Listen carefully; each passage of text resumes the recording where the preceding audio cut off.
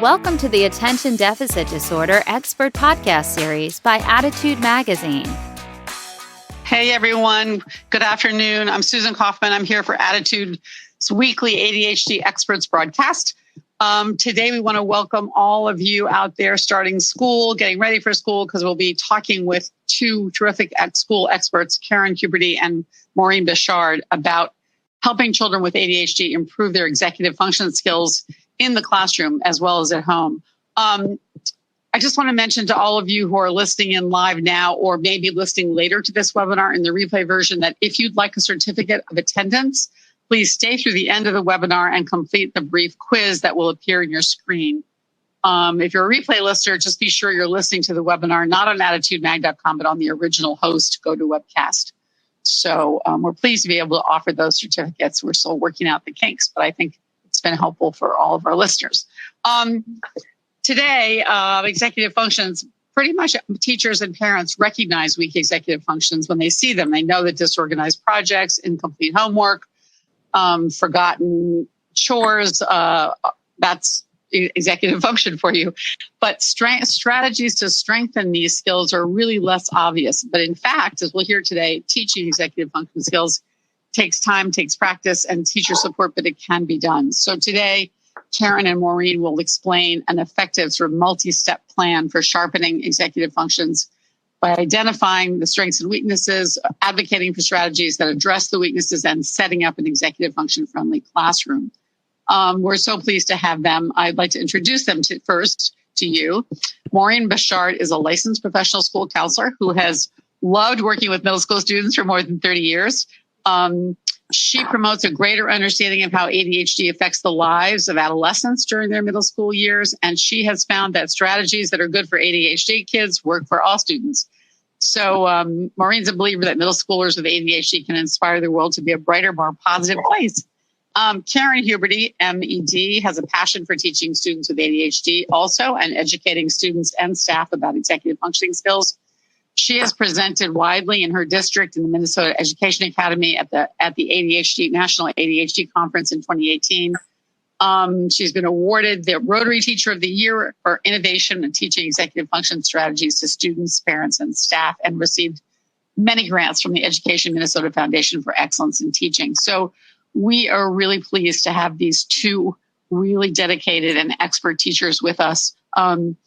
I want to mention their consulting services, which are called, I love this, I Forgot to Remember Executive Functioning Consulting. They serve as consultants to K-12 schools, to higher education, and for parent support. So you can email Maureen and Karen at iforgottoremember@gmail.com. So Maureen and Karen, thank you so much for joining us today.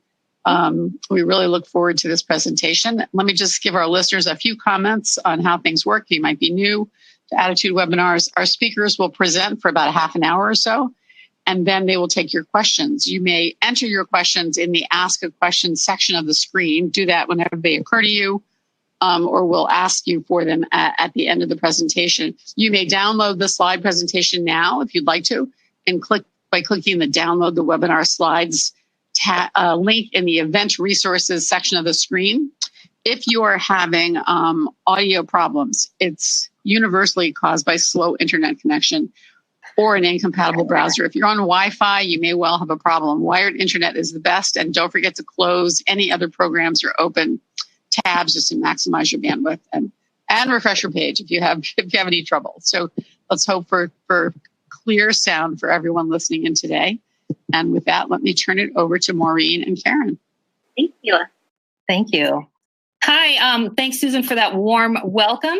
As a counselor for over 30 years and as Karen as a teacher for over 20 years, we have seen so many things change in our schools, and it's becoming really hard to help our kiddos, all of our kiddos. So thanks for listening. We hope our work and our ideas do something for all of you, provide some possible great strategies to try, some really great solutions out there. And we just want to help all of our ADHD kiddos and all of our kiddos to be who they really can be at the end of the line. So perfect. Hi, everybody. We have a lot of information to cover today, and 30 minutes is not a lot of time. So again, if you have questions, please feel free to reach out through the question bar or at the end. But our ultimate goal is for you today And we have 5 of them. The first one is to have an understanding of how important it is to teach executive functioning language to all of our learners, not just students who have identified diagnosis of ADHD, but to all of the students that we work with. How do we assist those students in identifying those individual strengths and areas of need? And we refer to them as areas of need and not as deficits. I think the word need is a little more user-friendly, and we all have them, right? We'll talk a little bit more about what that means. How do we teach our students how to advocate for themselves? We don't want to be their frontal lobe for the rest of their lives. We need to teach them some skills to ask for help when they need it. And then how do we create a classroom so that our kids are able to function, they can get the skills and get the assistance that they need without a teacher being overwhelmed by everybody trying to manage that. And probably one of the most important things in education right now is just that promotion of mental health conditions and how that positively impact kids that we work with. So executive functions, what are executive functions? They are all the resources, all the skills, all the tools we need to accomplish things, to achieve things, to be successful in school. And we have followed Thomas E. Brown's model, and you can see it there. He's broken it down into 6 different parts. We later on will break it down a little bit further, but these were the tools that we found to really connect with what we're doing with middle school kids, and it reaches them. So you can see the sources there of the executive function sources, and we'll break them down here in the next little bit. We're going to talk a lot about executive function language and how important that is to use it with our students. And I've had no training on executive function, very little of ADHD in my undergraduate work, 20 some years ago. So it's taken me a while to learn through this process and understand how important this language really is, and that we all have executive functioning skills, areas of strength, areas of need. But when we're working with our kids, we use this language. I use this language with my own children. I use this language with my husband. But these are words that we use, and when kids have an understanding of them, they're able to use this language too. We like to think of executive functions in 2 different ways. The first part is the thinking or the cognition part. So we've listed out, these are the 5 terms that fall under that category. Working memory. How do you keep all of that information to complete a task from point A to point B? Finish that math assignment and then turn it into the basket.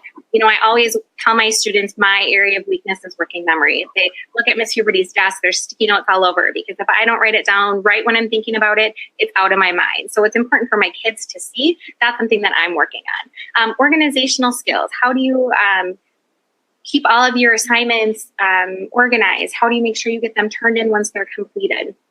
A big time of organization kind of disarray happens when kids are going from 5th grade to 6th grade. So going from that sheltered, smaller classroom to a class, where you have 8 different teachers and you're transitioning throughout your day. And then kids struggle a lot between 8th grade and 9th grade with organization because you're going from, a classroom, middle school situation where you have grades, but they're not for credit. Once you get to high school, those are for credit. So organization, those are 2 big time periods in kids' lives where that's really difficult.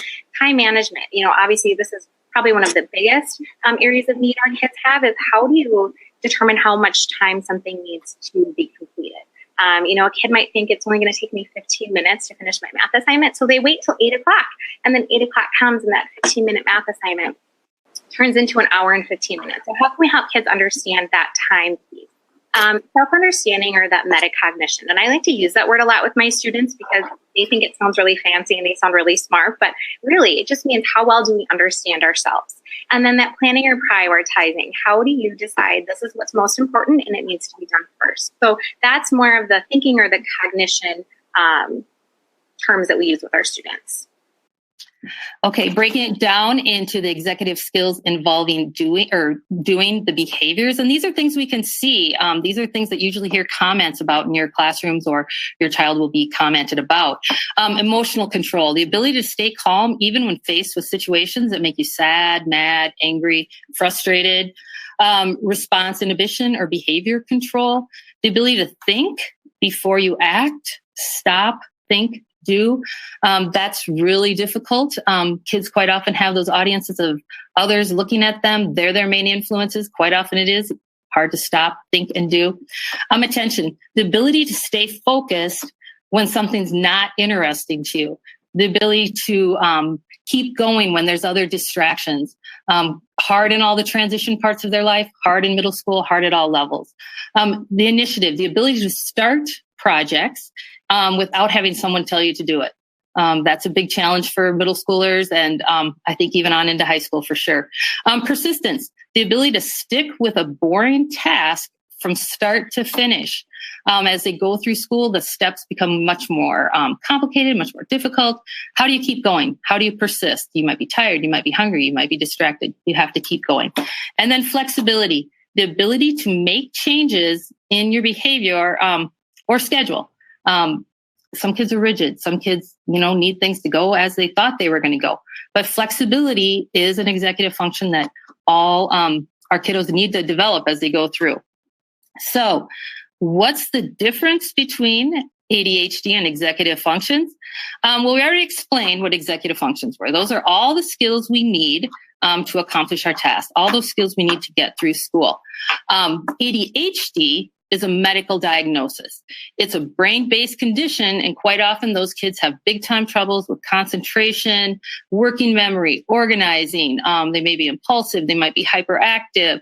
They have a difficult time managing themselves. So ADHD kiddos have executive functions that can be severely impaired, and they may have multiple executive functions that severely are impaired, which make doing school really complicated, make it really hard. Now, we all have executive functions, and we all have some things we can do well and some things that, we don't do so well all the time. But many of us have figured out, how to support our executive functions that are not as strong. Our ADHD kids need us to help them. They need us to provide some atmospheres that make it easier to become stronger. All right. We're going to look at two students here. And as we're looking at them, I'm going to think about which student has needs in executive functioning. Thinking about the things that we just talked about, right? Student A, this student academically, school is her gig, right? She's 100% or higher in all of her classes. She's got that partial grade advancement because school is her thing. Socially, has internal motivation, can work independently, but can also work in a group situation, has outside interests that are varied, and has parent involvement. So we have student A. When we look at student B, academically, this is a student who has difficulty completing work. This is a little guy who has 5 of the same math worksheets that are completed just in the bottom of his locker, have never gotten turned in. Socially, this student struggles to keep his body to himself, has difficulty sitting in a chair, is running through the hallway, has outside interests, and also has great parent involvement. But when you're looking at these two kids, right, student B is the one who's showing significant need in the area of executive functioning in a multitude of ways. But really, student A is the one with an ADHD diagnosis. So the point of me putting this slide in is that, we service students in our class that have a diagnosis, and they probably struggle with executive function difficulties in other ways. But we have student B who doesn't have any diagnosis, but that little guy needs my time and needs my assistance in our classroom more than student A. So I'm just being aware that just because a student doesn't have a label doesn't mean that they don't need the support in executive functions as well. Okay, so the 4 tiers of support. Yes, we'll talk a little bit about the 4 tiers of support. So after, spending a lot of time working through this and just trying to figure out what was going to work best for my kids, this was a strategy or a set of tips that I have started to use in my classroom. So the first one, again, is to teach that common language. All of my students have an understanding of what that language is, what that means. The next one is I want kids to know what is it you do well and what is it you need some help in. Again, we don't want to be that frontal lobe for kids forever and ever. So I need to teach them how to advocate for themselves. And how do you set that up for other teachers to model so that you can support all your kids without being overwhelmed? So the next slide talks about common language. Mo, do you want to talk about? Yeah, the teaching common language. So executive functions, we want to get this common language out throughout all of our people we're working with in the schools, with families. So executive functions are all those skills we need to complete to do a given task. We talk about strengths with students. We talk about areas of needs. And when we use this language across the building, we have things posted in our classrooms, in our counselor's office, in the conference meeting offices where we meet with parents. We want administrators to use this language. We want to use it with parents to begin that positive interaction. We use it in staff meetings when we're trying to problem solve for students. And in my work as a counselor, I get to use it ongoing, one-on-one with students. And going out from there, as you may have experienced, you can talk about pediatricians, therapists, whoever you work with to support your child. So identifying your strengths and areas of need. How we do it at our school, we're fortunate as counselors to be able to go into the classrooms, and we start in the 6th grade. Our building starts with 6th grade middle school, and the kids are here for about 4 weeks, and then we get to go into the classrooms, and counselors give 2-day presentations. And in those presentations, we introduce the language of executive functions. And we also have interactive activities. We watch some fun videos. The students complete their own survey. And it creates a really positive environment for our students to share their own situations. And it's one of the best days of being a middle school counselors because the kids love it. They love to talk about themselves. They've heard all their lives what they're not so great at, and they're looking for solutions. And it also validates, hey, we're all working on this. We're all on a journey. We're here to help you develop those skills. Here's a little picture of Maureen going through doing some of those interactive lessons. And I think what's important too, you may be questioning, like, where are they getting these executive functioning surveys? There are tons of informal executive functioning surveys for all grade levels that you can find, that you can modify to fit on your own. Obviously, there are professional ones as well. The brief is probably the most common that is used. But you are able to access those. We've kind of created our own set of executive functioning surveys to work for our setting. But when students take these surveys, it's really fun, like Maureen said. She spends a lot of time explaining that and talking through with kids. But they come away with this survey. And again, that general discussion with kids, what does this language mean? How do we identify what those strengths and areas of need are? And a really great time to talk about kids individually, if you are able to, is during conference time. We have student-led conferences at our middle school. And so we actually put these into their portfolio. So it's something that we bring out and we talk about with mom and dad and with the student. And it's a time where parents often will get to see a side of their student or see an area of need that maybe they hadn't recognized before. I had a student a couple of years ago. She was a gifted and talented student, did phenomenal with lots of activities. But her area of need was attention. And mom and dad had no idea. And the little girl actually started crying. And she said, I have such a difficult time staying focused and paying attention when it's managed independent work time.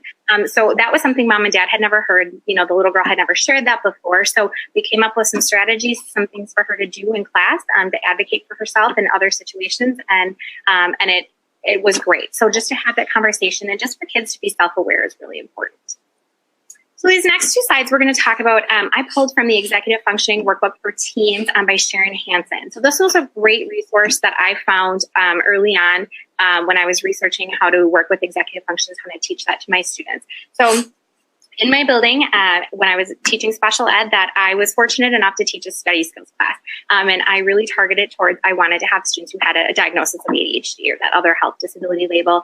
And so we used this workbook the kids had. We were going through the lessons, and we came to this lesson that talked about the area of need that they needed to work on the most, right? And I gave the kids 3 options. I said, you could write about it, you can draw about it, or you can talk about it, whichever one you would like to do. And every single one of these 8th grade students chose to draw, which I thought was kind of interesting. So this little guy, he said his area of need that he needed to work on the most was in attention, right? Something that he was afraid of was not getting the instructions that he needed to know. And if you look at his picture, his greatest area of need, or his beast, I think it's cool that Sharon Hansen refers to it as a beast. He's sitting at his desk, like ready to poke his eye out, and the teacher's talking, blah, blah, blah. So I knew that this student struggled with attention, but I didn't realize to what extent he did. And so this graphic was a great way, and we had a really, really good conversation after that. This picture breaks my heart every time I see it. This is a student who I knew struggled with flexibility. I knew that that was an area of need for executive function for him. But what I didn't know was the anxiety that this area of need was causing him. And so, something he was afraid of was not being able to get his homework done. And if you look at the picture, he's in the corner, he's saying gulp, and then the teacher is a big, mean, scary teacher, icky teeth and horns, saying, hurry up, you have to get your work done. So again, I knew that the student struggled with flexibility, but I had no idea that the impact that his anxiety was causing him and getting in the way of his learning. So again, this is a great workbook if you're looking for something to use with students or your child. This is a fun way, even for 8th grade students, to be able to look at some of their learning. It looks like our slides jumped around a little bit. Here we go. So I'm going to quickly talk about how teachers can take this information away. So they have those executive functioning surveys. When I was a special education teacher, I used that information constantly, specifically when I was writing present levels of performance and IEPs, creating accommodations for those IEPs, or when I was working with our administration on writing 504s. The kids are telling us what they need. And the older they get, even, 3rd grade and up, that's a perfect time to have the student involved in making those accommodations, because their area of need is going to direct what types of accommodations that they need. I think it's important for counselors to understand that area of need as well, so they can help advocate for their students. It's important for teachers to have that good understanding. Oops, I'm not sure what's going on with our slides here. We are jumping around. Making sure that teachers are aware as well as administration. I think sometimes when you're jumping in to deal with a behavior problem, oftentimes it stems from their executive functioning areas of need. All right, survey takeaway for parents. I have been a counselor for like 25 years, and part of that has gone really, really smooth. And sometimes one of the hardest things to do is have really meaningful conversations with parents about things that are difficult. And people don't always want to hear the difficult pieces. And how do you say it in a positive tone? So this whole process has been just one of the most amazing parts for me. The survey takeaway for parents at conferences, we can talk about what's happening. We can get the child's perspective, because we have student-led conferences, the child's perspective. We can get the teacher's perspective. We can get the parents. It lays some really positive groundwork for other conversations, because you're using terms that make sense and aren't negative. Once you start to talk about this, we all have these strengths and needs, so parents can click onto it. They are like, well, that sounded like me, or maybe that's what I see, or that's really hard. Adults, you can talk about, they've learned to make their own accommodations, and they've maybe found jobs that work for their strengths. And we can teach students how to do that once we recognize what those things are, once we have that 3-tiered approach, the school, the parents, the child all working together. We can teach skills, and they can advocate for themselves. And it's, as we talk about executive functions, if we need to get to deeper conversations or lead to more outside interventions, then we can talk about ADHD, or if it's possibly anxiety or what it might be. But the survey takeaway for parents has just been amazing from my viewpoint as a counselor.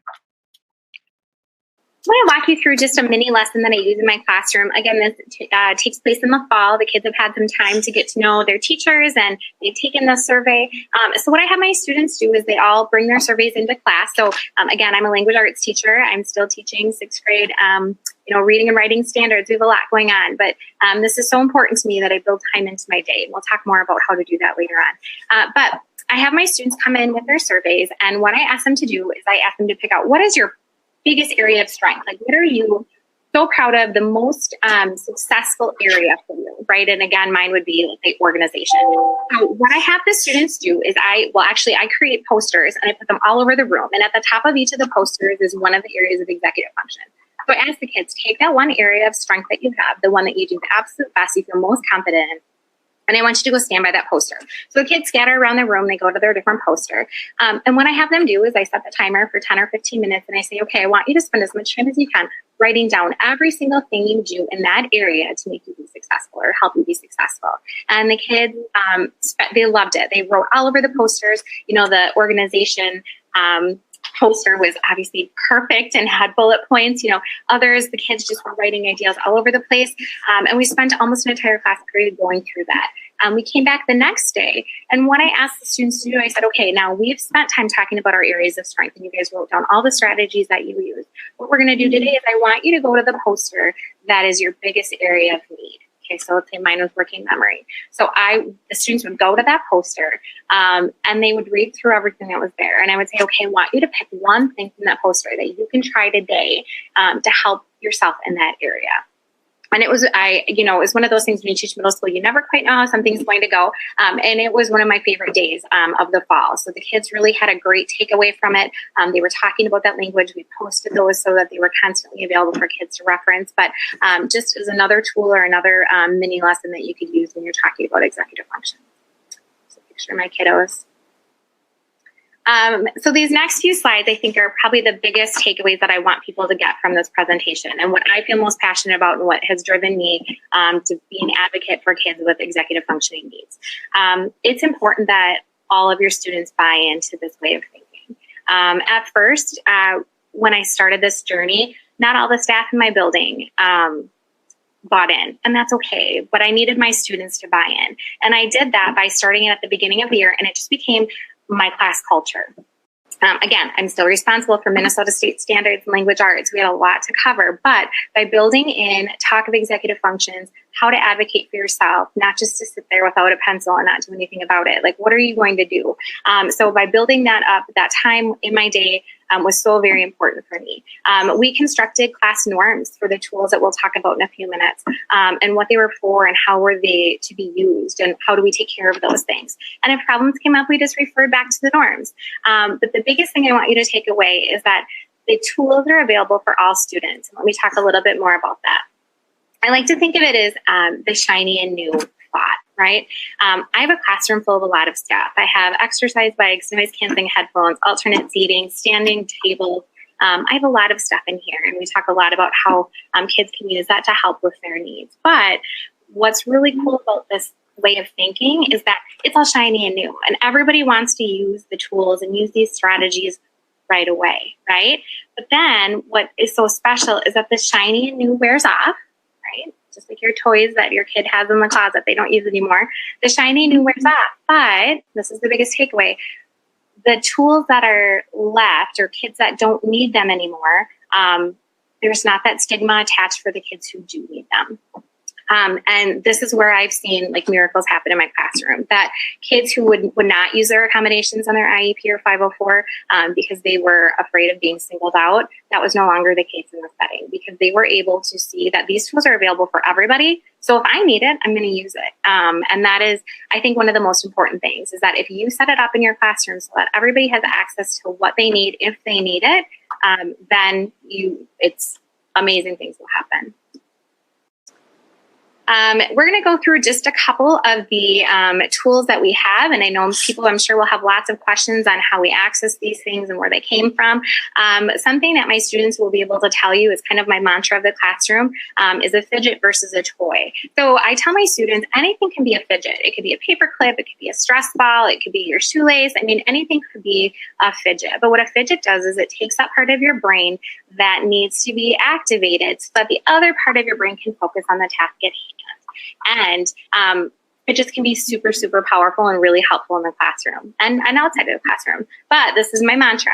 Once a fidget starts to distract you or it starts to distract somebody else, it's no longer a fidget, it's a toy. And my kids can chant that all the time.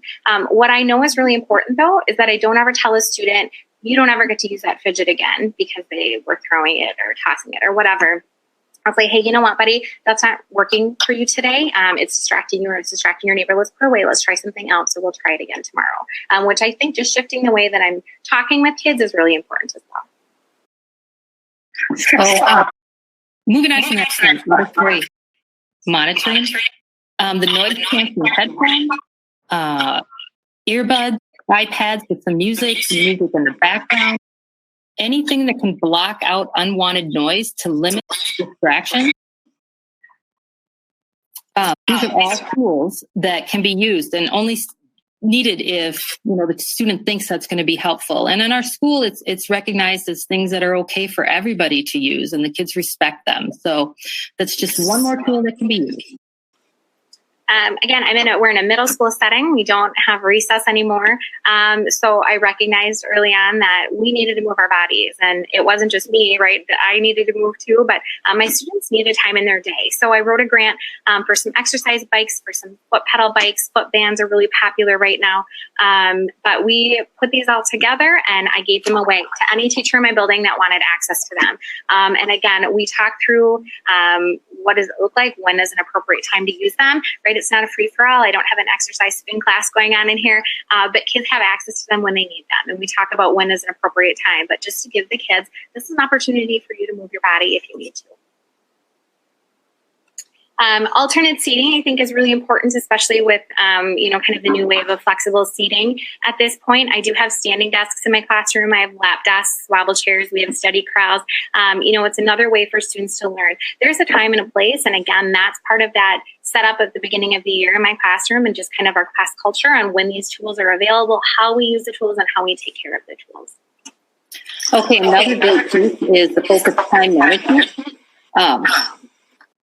So time, analog clocks, iPhone reminders, tech reminders, actual paper calendars where they actually write things in and see how it moves on time, and putting in their own commitments they have outside of school.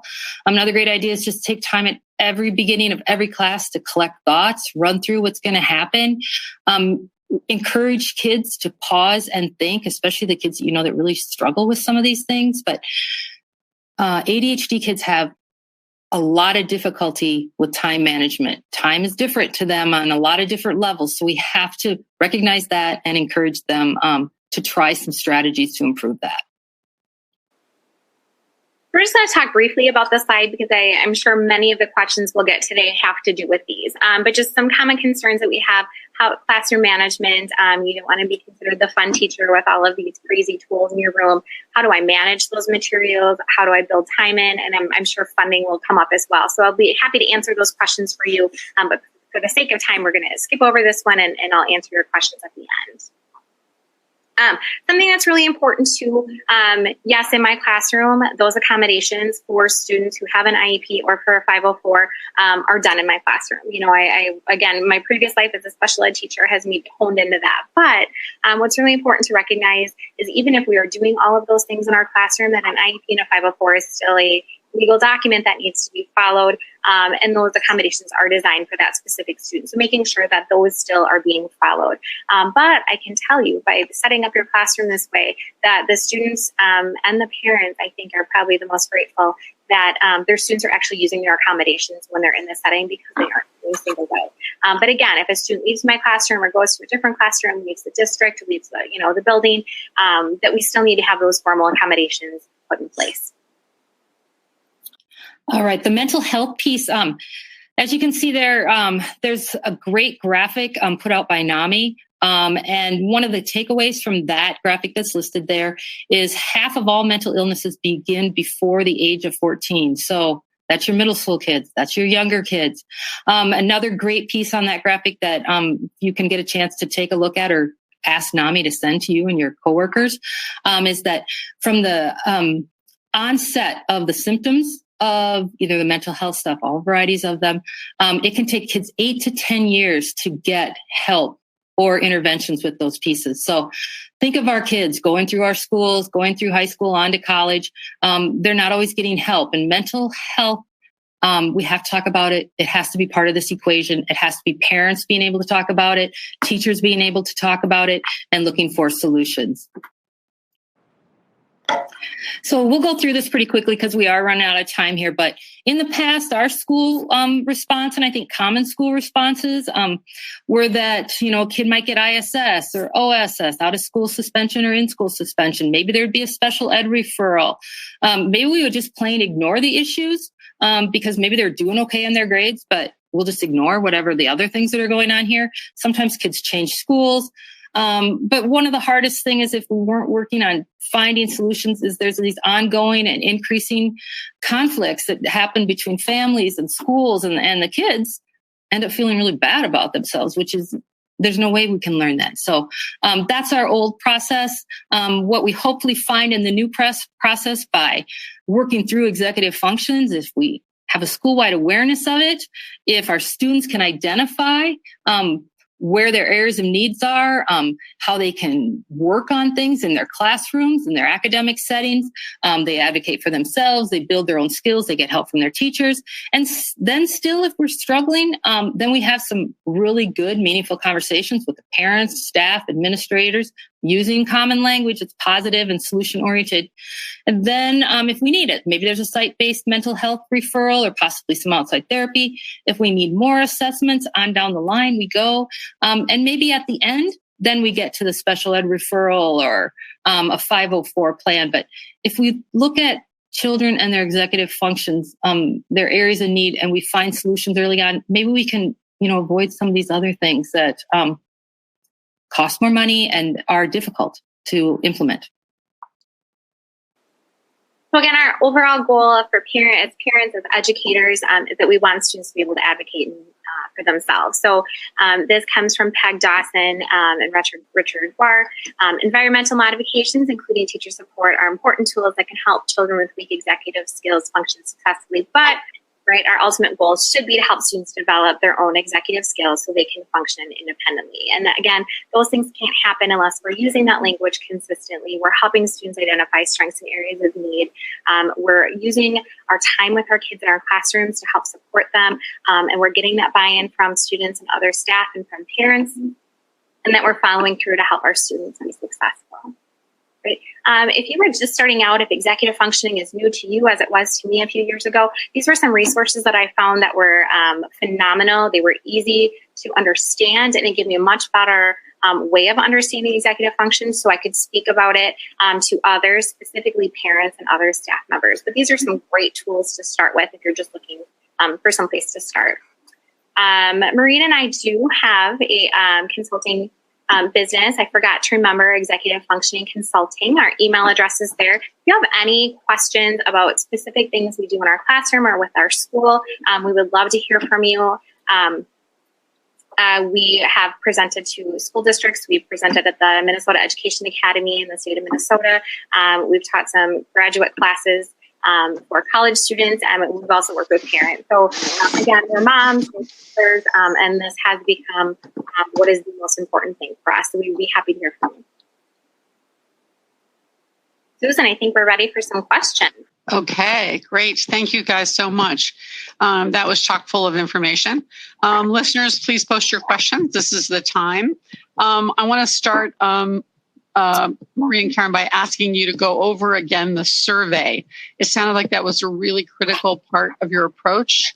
There were a number of listeners who didn't catch the name of the survey that you mentioned, apparently, and would be interested in hearing more about surveys that they can find and use and recommend at their schools. The survey that we use, we kind of put together from a couple different sources that we found, and the list of resources that were posted at the end. We created our own that meets our middle school students' needs. So what we found is when we work with teachers of different, grade levels, we ask them to think about their own students, possibly look at the different things that are online and target, where your students' age are and create them. It's really a questionnaire of about 10 questions and breaking down what some of the challenges are with those executive functions, and kids identify their own. So we haven't created our... Maybe it would be helpful if you would just describe, for example, what a couple of the kinds of questions would be and how a student might complete it, at least. Yeah. So like under, there'd be a statement like under organization. In middle school, we'd say, how does your locker look? Is it a mess? Or you forget things often at home, or you don't come to class prepared. Under attention, we could put, you catch yourself daydreaming. You catch yourself missing out on what the teacher has just said. You find yourself distracted by noises in the classroom. So I think if, you go through some things that you find online, if you work with your counselors, if, you just kind of put together what you see from your own students, it kind of makes sense. So does that help? In middle school, they have access to the brief, which would be a standardized assessment that can be given if you're specifically for a student with, ADHD or 504, IEP. Okay, great. Question about how the surveys are implemented. Are they implemented in the classroom for all students, or is this something that specifically you do or you recommend doing with children with ADHD or other accommodations? No, as counselors, we go into the entire sixth grade class, which in our building's like 400 sixth graders. And we give the entire presentation to every single person in class, going back to we all have strengths, we all vary the needs. We want the common language out there. So all students do it. The surveys then, the kids who have bigger struggles, you're going to see some of that. But then teachers who see the surveys after we've done them, like the home base or the flex teacher will see the surveys, then they can probably break down some more support for your ADHD kids or the kids who haven't been identified. Or as counselors, when I work with the kids one-on-one, I'll say, hey, how did your executive function survey turn out? Or tell me about that. And then we can talk about it from that. But we want all students to do it, because it's all something we can use and it's all part of all of our lives. Right. That makes so much sense. How early, for example, elementary school, first grade, second grade, when would you see this? Is a middle school phenomenon? I don't survey. Think this one. Sure. I think that you were able to, what your students should be able to do as far as attention. What your students should be able to do as far as organization. So you could create your own informal executive functioning survey based on those things. A short 3 or 4 little check mark, yes, this applies to me. And then you can go from there. So I think as early, as first, second, third grade, for sure, you're able to talk using that language. Elementary school teachers, again, I'm sixth grade, I'm that middle school brain, but elementary school teachers are phenomenal at being able to take something and putting it into language that would be useful or purposeful for you in your setting. But I think having that conversation, and you're obviously not going to use metacognition with a first grader, but you can talk about, how well do you understand yourself? And this is something I know I do well, and this is something I need to do with. Okay, great. So, a number of parents listening in who are very envious of the students in your schools, and they're wondering what advice you have for them in terms of advocating for this kind of executive functioning focus in their child's school. Some people have said, where do I start? Who do I approach? How do I advocate for this? Sure. Well, I can tell you, early on, I had a student, this is maybe my third year of teaching. I had a student who had a diagnosis of ADHD, really struggled with executive functions. And his parents were aware of that language, and I was not. And they came in, guns blazing. And it was not a healthy relationship that we had, and it wasn't their fault. They were advocating for their child. Which is what you need to do as a parent, is to advocate. But the way that you approach it with a teacher, especially if they don't have that understanding of that background, that, by sharing resources, by meeting with other parents or other families in your building that have also similar needs, reaching out to your child's case manager are all great tools by, building that relationship ahead of time. Early on in the school year, sharing, these are things that my child, because when a parent just says, my child has ADHD, teachers have this, I get ADHD, I understand ADHD, but if a parent brings it more as, these are the areas of need that my child has in the area of executive function. And you can give specific examples on what that area of need is and how you're working on it with your child. I think it's a more safer approach, and I feel like you would probably get more out of that conversation. So by setting up a meeting before school starts, sending an email with some information is always really helpful. Depending on the relationship you have with your child case manager administration, there are some phenomenal seminars that people can go to. The International Conference on ADHD is hands down the best professional development I have ever attended. So sharing that information with school staff has been really helpful, I think, too. Okay. Our middle school, if you would like. We would love to have all of your kids. I wanted to turn to some specific areas of executive function that our listeners are struggling with. Specifically, the one that's commonly mentioned in the questions is time management. do you have some specific suggestions or tools or time management tools for students in high school? Yeah.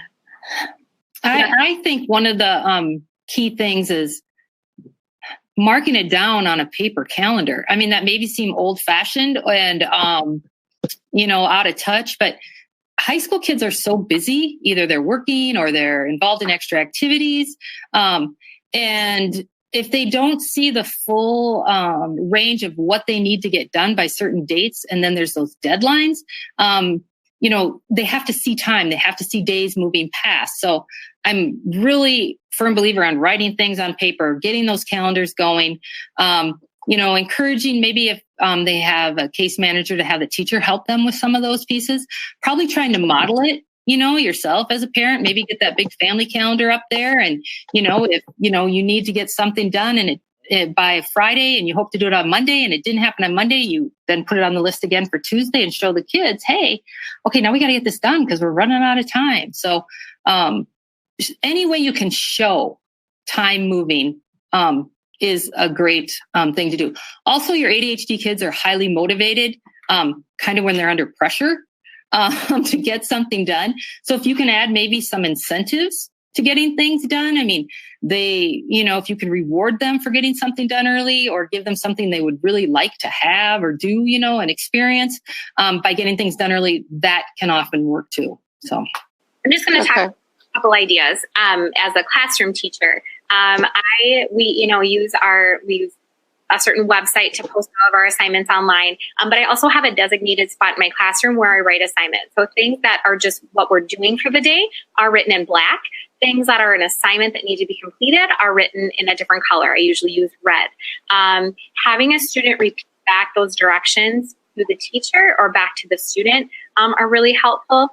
Giving time at the end of class for students to make sure they write it down. One thing that Maureen and I have found that's been really helpful is that we'll print out calendars just for the full month. And when I give a project, let's say, and students have 2 weeks to work on it, we'll have students break down the project on sticky notes, and they'll put each of the sticky notes on the days they think they're going to complete it. Let's say day one, something came up that night, they weren't able to complete it. They peel that sticky note off and move it over to the next day.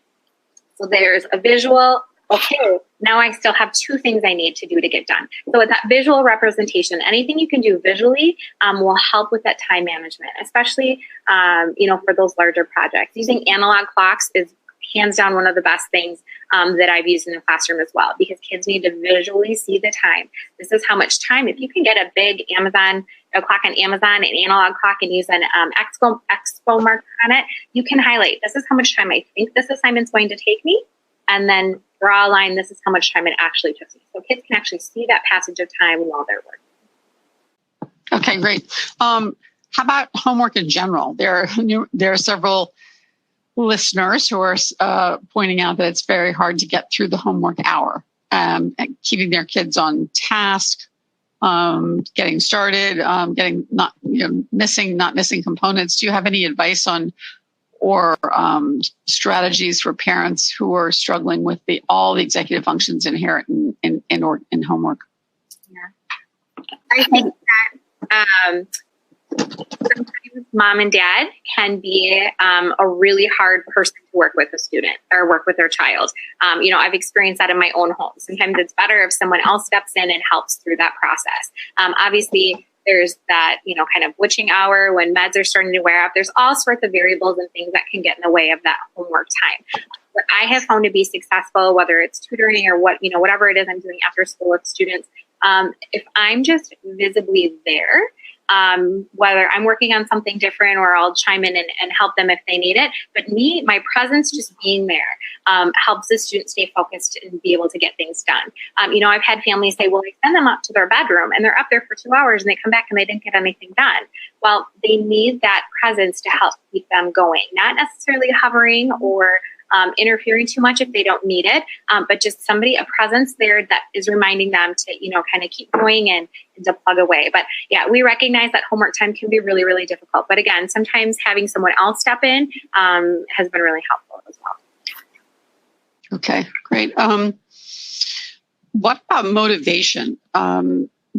some listeners are saying that, they have a really hard time getting their children, a couple of specific mentions here, high school boys, to acknowledge that they have executive function problems and they need help, or to use planners or to use tools that their parents may have provided.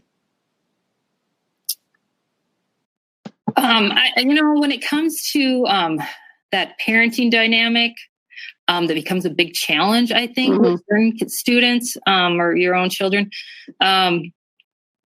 Sometimes you need a third party, Right. Sometimes you need that a therapist or a counselor who can be a bridge, who can listen to the child or the teen and help problem solve. One of the hardest things to see is sometimes with ADHD kids and their parents, there's just so much conflict, about right. what need to be done.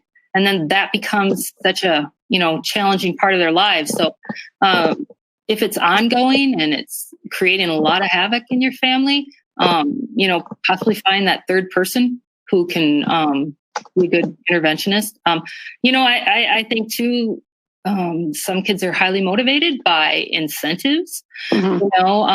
What's important to kids, I don't know if it's the driving, if it's the technology, it's, maybe you link incentives to some of those things, privileges, Right. You have to be responsible to do your homework. You have to be responsible to do these other things. So. Yeah, the question here saying, our teen struggles, should we try to hire someone? And because he won't work with us. So I think you're confirming that that's a good idea. And she says, further, who does this kind of work? What have you seen to be successful in terms of someone working with a high school student on homework? I would say teachers. Teachers oftentimes on the side will do private tutoring. That might be if there's somebody specifically that they work with during the day, that would be helpful. That oftentimes teachers will do that on the side. Through there are some, learning, organizations that will provide people as well. Those are a little bit more spendy, but I would definitely start with, either an older high school student or a college student, or a teacher. Okay. Yeah, I think I've seen high school students be successful tutors for younger high school students. I want to just go all the way back to elementary school. First, second, third, fourth grades.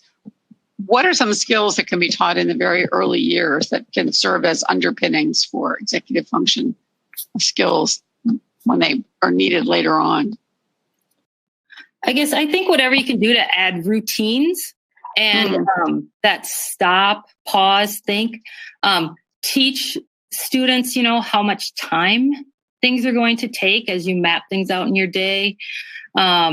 If you can talk to, maybe it's the whole emotions, talk about how they manage their emotions, acknowledge that, they're going to have strong feelings and then it's okay to have those feelings. But what can we do in school with those feelings when we have them? Behaviors. What do you do when you feel like you want to, maybe punch the kid next to you?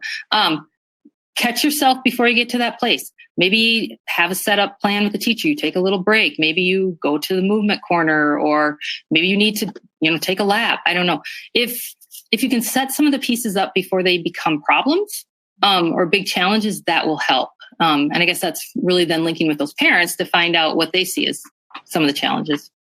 Yeah. And what Maureen said about the routine piece, my classroom is, everything's on a routine. And I think if kids can have that early on, it's really, really helpful. Kids like routine. They like to know what to do in case somebody's not there to give them those directions. So what's the plan for handing an assignment? What happens? What's the plan if I forget my assignment? You don't want a kid outside your classroom in tears because they forgot something at home. You want them to know this is a plan. It's okay if you forget your assignment. This is what we're going to do. This is our plan. And if everyone's aware of that, if you're following those routines, that's something that can be started early on in elementary school. Okay. Sounds great. For building foundations early on. Here's a very specific question from someone that I think is intriguing and probably reflects the experiences of others listening in. She says, my 14-year-old is just starting 9th grade, can do very well in school, but it requires me spending many hours a week to help him break down the tasks to manageable chunks, monitoring what homework is because he can't take it all in, the information. And I really need the school to do better at supporting him. I feel like I'm constantly advocating and asking for help. And yet I'm still working, many hours a week with my child to make sure that he can manage the homework. Do you have some suggestions that I can try? We are starting a new school this year, and I'm hoping for a fresh start. I think one of the key things that parents can do is, besides just saying that they've done a lot, like really log and document and keep track of all the things that have happened through your child's education. Build a case that your child needs some support. Reach out to the school psychologist, reach out to the counselor, maybe ask for multiple teachers to meet with you and your child. If I don't know how big your high school is, but lay out that these are the things we've been doing. There's that hard place where sometimes they have to fail. Sometimes parents have to step back a little bit. But that's hard when they're in high school too, because that's when the credits count. So I think if you don't hear it from one teacher that they're really to help, try the counselors, try the school psych, try the admin. I mean, someone needs to listen and hear what you've experienced. Right. I think the idea of tracking, keeping a log is a really good idea in terms of making very specific what the needs are. And having the child available as well to be part of that conversation. What does that student think they help with? What kind of accommodations are they thinking would be helpful for them? Is important too, to keep them part of that conversation. Right. Okay. Another one specific one. When my child tries to self-advocate in school, his teachers have disagreed with his requests, and one was downright nasty. I've recently had these items in his IEP, but the teachers don't always follow the IEP. How can I encourage him to try again this year with new teachers? I do a lot of role playing with students that I work with. We go through scenarios. The kids will give me a scenario and we'll role play through that together. So again, the parent, you are the best advocate for your child and you know what you need. So just continue to encourage, role play different situations at home on how they could approach the teacher, what they may be sending an email might be a different approach. Instead of doing it face-to-face, maybe writing a letter. Those are different ways of going about it. And just to continue to, encourage your child, and you are the best advocate and you know what your child needs. And so to stay strong and just encourage them to keep working at it. And if it's a legal document in their IEP or their 504, they have every right to have those accommodations put in place and followed. Okay. Thank you so much, Karen and Maureen. It's a really interesting webinar. And I just want to remind everyone that Karen and Maureen have a consultation service called I Forgot to Remember, Executive Function Consulting. Email iforgottoremember@gmail.com. And I know there would be lots of interest, Karen and Maureen, and share in your survey, your executive function survey. There were many people who are wondering whether you would make copies of that available. So thanks so much. And for those of you who would like to have a certificate of attendance, please stay on. The survey will pop up and you'll complete it. Do not log off until you complete the survey and hit enter. And I'll tell those of you who are still here about the next two webinars, both for parents and school, both for back to school season. Thursday, August 29. How to reset the family schedule for school, how to create a calmer, happier, easier routine. And Thursday, September 5th, the best kind of discipline, how behavior parent training can transform your home life. So two great experts, Carolyn McGuire and Carla Allen. I think you'll enjoy those. Thanks again, everyone. For those of you, again, who'd like to have a certificate of attendance, please take the survey, which is ongoing now. And you should receive your certificate by email soon after you hit the send button. Thanks again, everyone. For more Attitude podcasts and information on living well with attention deficit, visit attitudemag.com. That's ADDITUDEMAG.com. That's ADDITUDEMAG.com. itudemag.com.